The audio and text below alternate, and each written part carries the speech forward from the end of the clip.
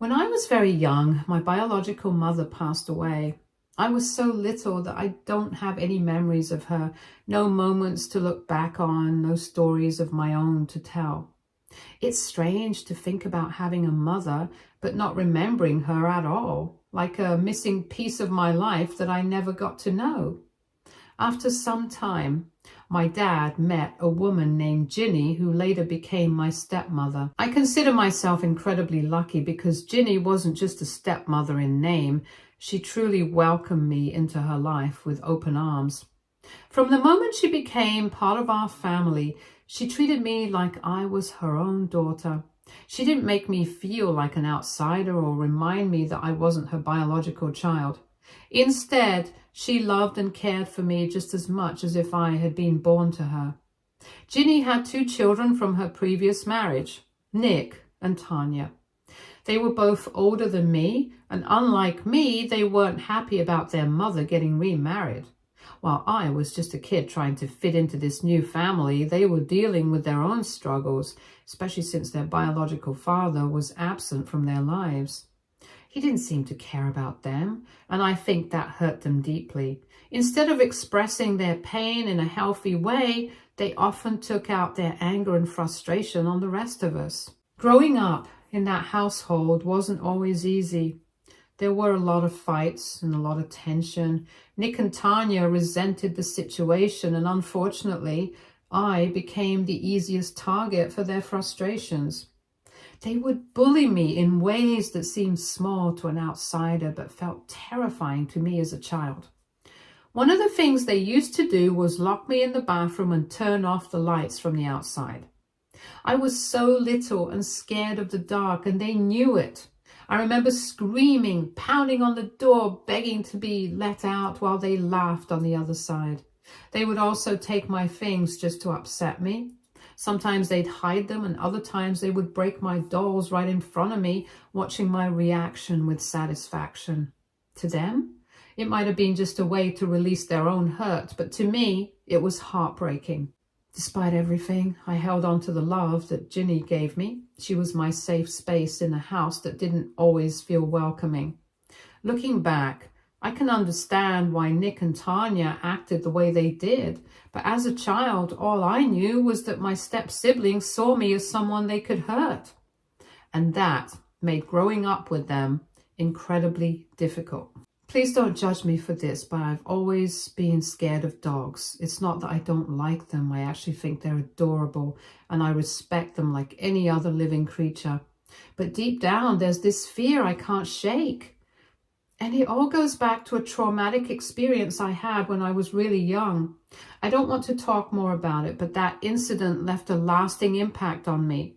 No matter how much I try to tell myself that not all dogs are dangerous, that fear still lingers. Because of this fear, my dad made a rule in our house. Nick and Tanya weren't allowed to have a pet dog as long as they were living under his roof. He told them that once they moved out and had their own place, they could get a dog if they wanted, but not while I was there. I know this decision wasn't easy for him, and I'm sure he just wanted to protect me. But to Nick and Tanya, it felt like a punishment, and they were furious. They saw it as another reason to resent me, another way in which I had ruined things for them. They never let me forget it. Almost every day they reminded me that I was the reason they couldn't have a dog. Their words were cruel. They told me I wasn't even worth more than a dog, that they wished they could just put me down like an unwanted pet. I was just a kid, and hearing things like that from my own step-siblings hurt more than I could explain. Through all of this, the one person who never turned her back on me was Ginny. No matter how much her own children resented me, she always stood by my side. She was incredibly kind and caring, and she spent a lot of time with me, making sure I never felt completely alone in that house. She was the mother I never had the chance to remember, and I cherished every moment with her. But Nick and Tanya hated that too. Seeing their mother so close to me made them even angrier. They felt like she was being unfair, like she was choosing me over them. They would fight with her constantly, arguing that it wasn't right for them to have to share their own mother with me. They would say things like, Why does she get to take up so much of your time? And if only she had never been born, everything would be better. Their words cut deep, and even though I tried to block them out, they still hurt. Ginny and my dad never gave up on trying to fix our family. They knew things weren't right, and they wanted to help us all get along, so they made us go to family therapy. They hoped that by talking things out, we could find a way to live together peacefully. But no matter how many sessions we attended or how much effort they put in, nothing really changed. The tension in the house never went away. Nick and Tanya were stubborn, bratty, and rude. They acted like they could do whatever they wanted, whenever they wanted to, without consequences. In their minds, the fact that their biological father was absent gave them the right to be angry at the world all the time. And instead of directing that anger towards the man who had actually abandoned them, they took it out on everyone else. On me, on my dad, and sometimes even on Ginny. They never once respected my dad. He stepped up in ways that their own father never did. But they refused to see it. My dad worked hard to provide for all of us, and despite how they treated him, he still made sure Nick and Tanya had everything they needed. He didn't just raise them, he put them through college, paying for their tuition, their books, everything. And yet, not once did they ever say thank you. Not once did they acknowledge the sacrifices he made for them. Even during their college graduation, they made it painfully clear how little they cared for him. They refused to let my dad attend. After everything he had done, they didn't even want him there to see them walk across the stage. Ginny had to go alone. And the worst part? They did invite their biological dad. The man who had never been there for them, the one who had abandoned them, was the one they wanted at their big moment. But unsurprisingly, he never even bothered to show up. Once they both moved out, they cut ties with us almost immediately. They barely ever visited, barely called. It was as if we had never been a part of their lives. They wanted nothing to do with us anymore. But it wasn't enough for them to just leave. Nick wanted Ginny to leave too. He told her she should move out and separate from my dad. In his mind, my dad had already done his part. Since my dad had paid for their education and set them up for their future, they didn't need him anymore. But Nick didn't just want his mother to leave. He wanted her to make my dad suffer. He insisted that she divorce him and take everything she could. He wanted her to drag my dad through a messy separation just to make sure he paid a price for daring to be in their lives. It was never enough for them to just walk away. They wanted my dad to feel their bitterness, to feel punished for something he never did wrong. Thankfully, Ginny didn't listen to Nick's cruel demands. She stayed with my dad, refusing to turn her back on him after everything they had been through together. But that didn't mean things were easy. My dad was deeply hurt by how ungrateful her children had been. He had done so much for them, not because he had to, but because he genuinely cared.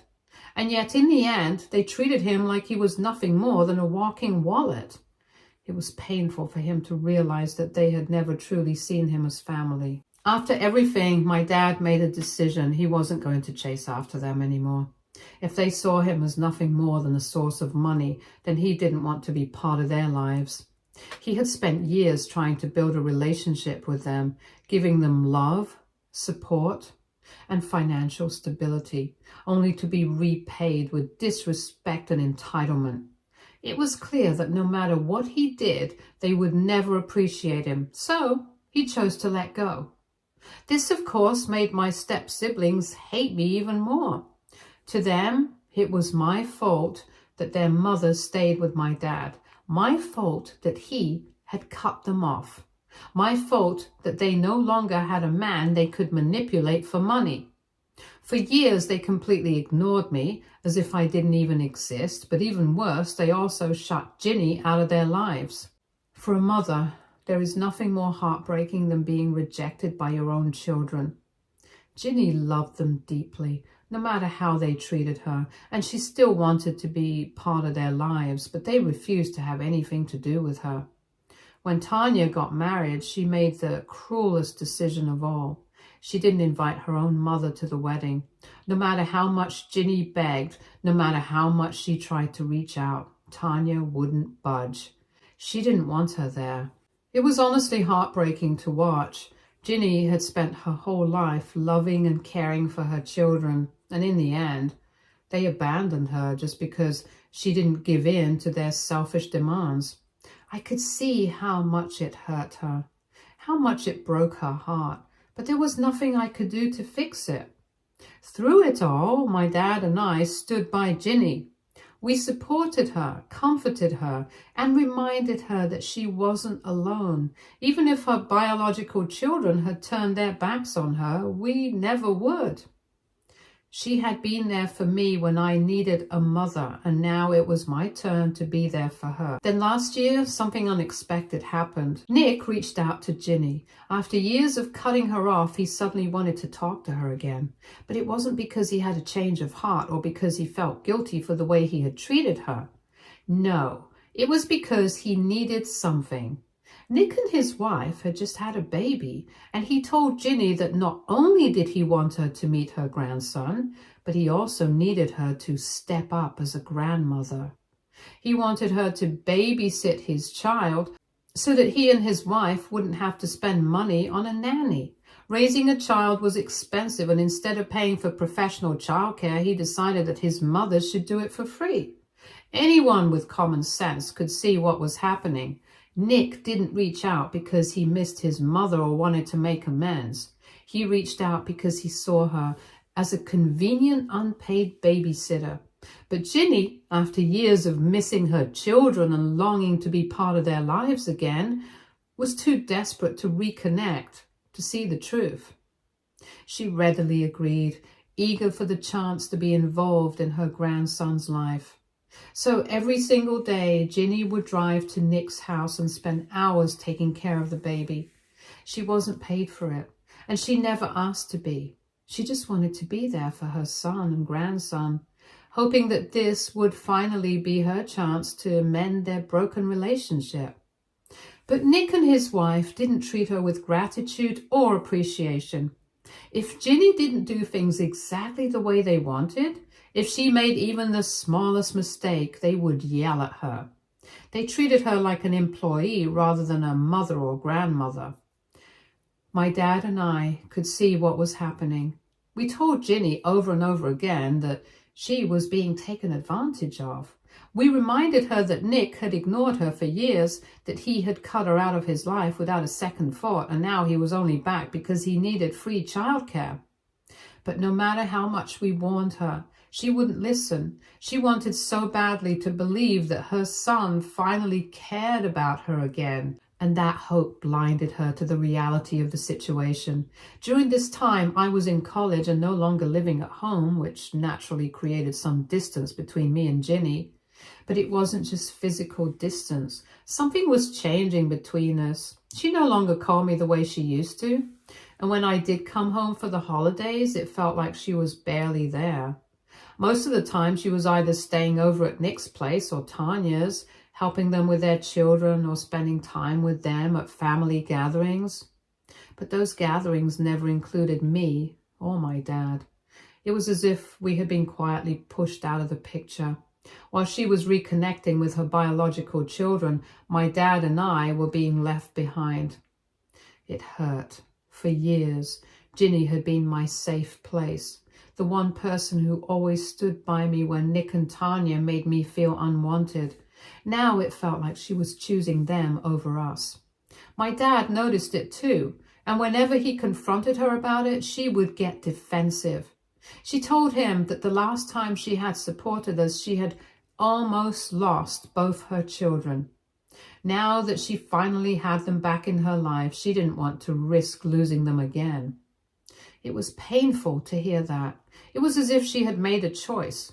Her biological children and grandchildren now came first, and we were now an afterthought. My dad, The man who had stood by her through everything, who had loved and supported her unconditionally, was suddenly not as important anymore.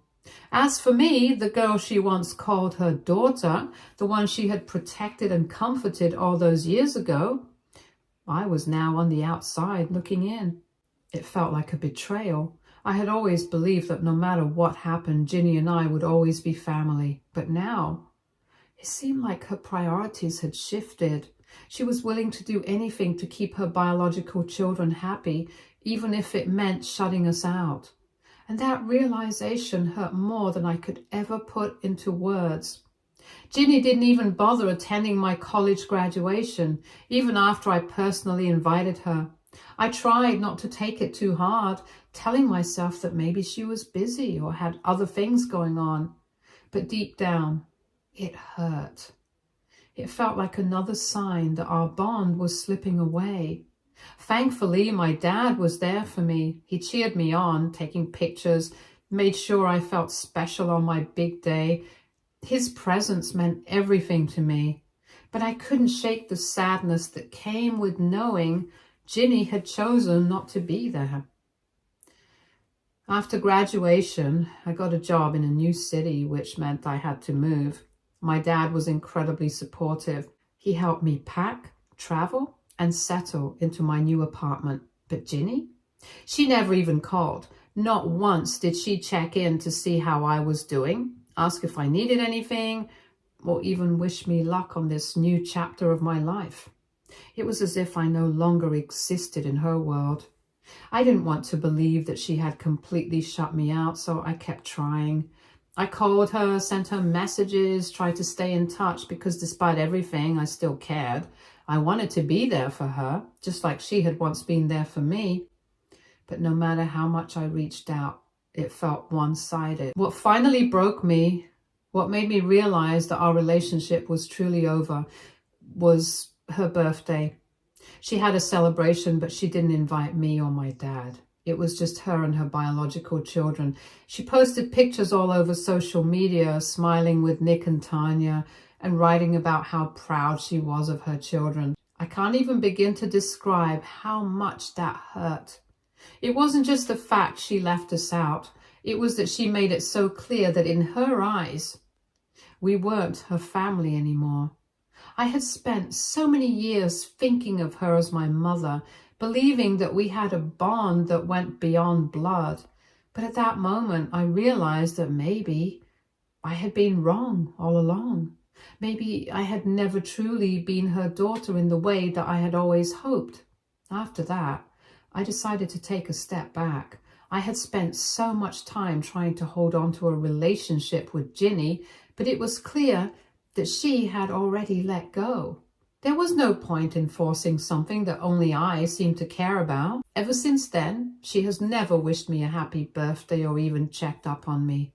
No calls, no messages, nothing. It was as if I had completely disappeared from her life. The woman who once treated me like her own daughter now acted like I didn't exist. As for her relationship with my dad, it had changed too. At this point, they were more like roommates than husband and wife. There was no warmth between them anymore, no real connection. Ginny spent most of her time at Nick and Tanya's beck and call. She had become their personal babysitter, always on duty, always available whenever they needed her. Nick and Tanya took full advantage of this. They would go on vacations, leaving their kids with Ginny for days at a time, knowing she would never say no. She was constantly running around after their children, dedicating all her time and energy to them while my dad was left alone at home. It was frustrating to watch. My dad had given so much to Ginny and her kids, had loved and supported them for years, and yet in the end, this was how they treated him. And Ginny? She didn't seem to care. She was so focused on making up for lost time with Nick and Tanya that she didn't see how much she was neglecting the man who had always been there for her. At this point, I've stopped trying. I've stopped waiting for her to care, stopped hoping that one day she'll remember that I was once part of her life too. Because the truth is, she made her choice, and now I have to make mine. Recently, Ginny's father, her last living parent, passed away. Even though we barely had a relationship at this point, I still made the effort to fly down for the funeral. No matter what had happened between us, I wanted to pay my respects to her father. Ginny was absolutely heartbroken. No matter how old we get, losing a parent is never easy, and I could see the grief weighing heavily on her. But what shocked me the most was that during the funeral, her children were nowhere to be seen. When my dad asked Ginny about it, she sighed and told him that Nick and Tanya were apparently caught up with work or too busy to attend their own grandfather's funeral. It was unbelievable. After everything Ginny had done for them, after she had put them above everyone else in her life, they couldn't even spare a single day to be there for her in her darkest moment. It was inhumane. Ginny had spent years prioritizing her biological children over everything else, and now, when she needed them the most, they were nowhere to be found. Later that day, the lawyer read out her father's will, and Ginny discovered that he had left her everything, all his assets, his home, everything he owned. I couldn't help but wonder if this was why her children had chosen not to come. Had they already known? Had they decided that since they weren't getting anything, it wasn't worth their time? Back at home, I did my best to console her. Despite everything, I couldn't just ignore her pain. She had been a mother to me once, and for those few days, I let go of all the past hurt and focused on being there for her. I sat with her, listened to her, supported her in any way I could, even though I knew things would go back to the way they were once I left. For that brief moment, I wanted to be the person she could lean on. Then, out of nowhere, yesterday, Ginny called me. It was the first time she had reached out to me in years. After all this time, after birthdays missed, after being ignored, after watching her choose her biological children over and over again, she suddenly seemed curious about my life. Mind you, she had never once called me or visited me since I moved away, not even once. But now, after the funeral, she suddenly cared. I didn't know what to expect, but I answered the phone anyway. I kept my tone polite as I responded to her questions. She asked how I was doing, where I was working, how life had been for me. I answered everything calmly, but in the back of my mind, I kept wondering why now. She then started apologizing to me out of the blue. Her voice cracked as she told me how much she had missed talking to me, how she couldn't believe how much I had grown and matured. She admitted that she had made a mistake, that she had ignored me for years, that she had let her children come between us, and that she deeply regretted it. She said she was sorry for not being there for me and for pushing me aside. I didn't know what to say. I had spent so many years mourning the mother figure I had lost, and now here she was asking me to forgive her. Then she asked me if I could accept her as my mother again, if I could let go of the past and rebuild our relationship. I was stunned. After everything, after all the pain and neglect, she suddenly wanted to come back into my life. But the question that haunted me was, why now? Why, after all these years, was she choosing to apologize? Was it truly because she missed me, or was it because she was finally realizing that the children she had prioritized had never truly cared about her the way she thought they did? I wasn't sure how to respond, so I asked her to give me some time to think about it. Ginny said she understood that she would wait for as long as I needed, but even after the call ended, I felt conflicted. Now that I've had time to think about it, I don't know if I want to accept her as my mother again. To be frank, part of me wants to believe her, to believe that she truly regrets everything and wants to make things right. But another part of me, the part that still carries all the hurt, the rejection, the years of being forgotten, is hesitating. It's not that I don't believe she's sorry, it's just that I don't know if I can ever trust her not to hurt me again. For years, I tried so hard to keep her in my life. I called, I texted, I reached out, only to be ignored. She never made an effort for me, not once. I watched as she built a life with the children who had bullied and mistreated me, while I was left behind like I never mattered. And now, when it seems like they have no real use for her anymore, suddenly I matter again? I don't know if I can open my heart to her. only to risk having it broken all over again. I spent so long grieving the loss of the mother I thought I had, and I don't know if I have the strength to go through that kind of pain again. So, AITA, Update 1. I just wanted to start by saying how thankful I am to all of you for your kind, thoughtful comments. Reading through your words has given me a lot of comfort and clarity. It means so much to know that there are people out there who understand what I've been through and support me in whatever decision I make. Over the past few years, I've been going to therapy and working on healing myself. It hasn't been easy, but I've made real progress.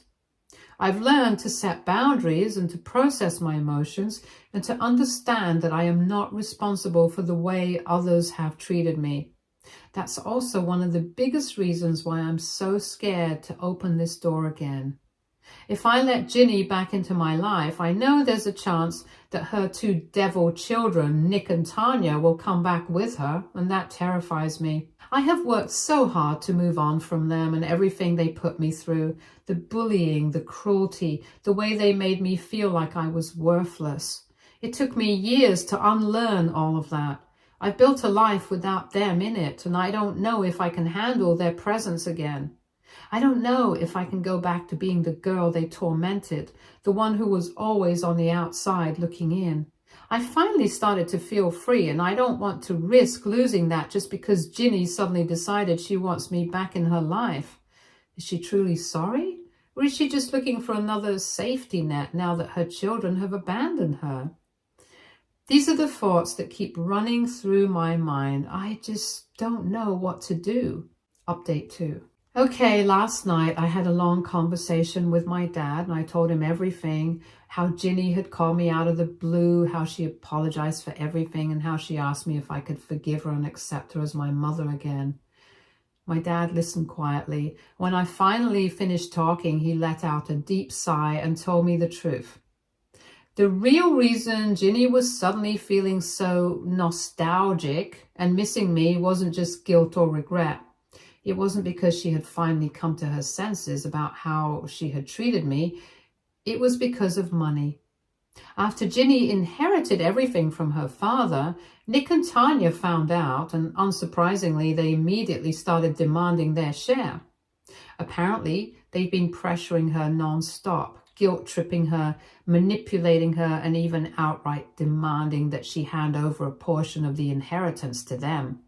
My dad said that they'd been relentless, treating her exactly the way they used to treat him, like an ATM, like a resource to be drained until there's nothing left. And now that she's feeling cornered by them, she's running back to me. Everything suddenly made sense. She had ignored me for years, abandoned me when I needed her the most, and only now, when she was feeling used and alone, did she remember that I existed. She wasn't reaching out because she genuinely wanted to fix things. She was reaching out because she needed another source of emotional support now that her children were treating her like trash. At the end, my dad said he didn't want to tell me what to do, but he urged that whatever was decided, I shouldn't be used by her the way she was used by them. Update 3. It's been 2 months since that conversation with my dad, and I wanted to give an update on what's happened since then. After learning the real reason why Ginny suddenly wanted to reconnect with me, I made the decision to cut contact with her. I didn't call her back. I didn't text. I certainly didn't try to mend things. At first, I felt guilty. There was still part of me that remembered the version of her who had once loved me, the mother figure I had cherished as a child. But every time I felt myself wavering, I reminded myself of the truth. She had no problem forgetting about me when she had everything she wanted. She only remembered me when she had something to lose. Apparently, my silence didn't go unnoticed. A few weeks after I went no contact, Ginny started calling and texting me repeatedly. Her messages were filled with apologies, telling me how much she missed me, how she wanted us to talk.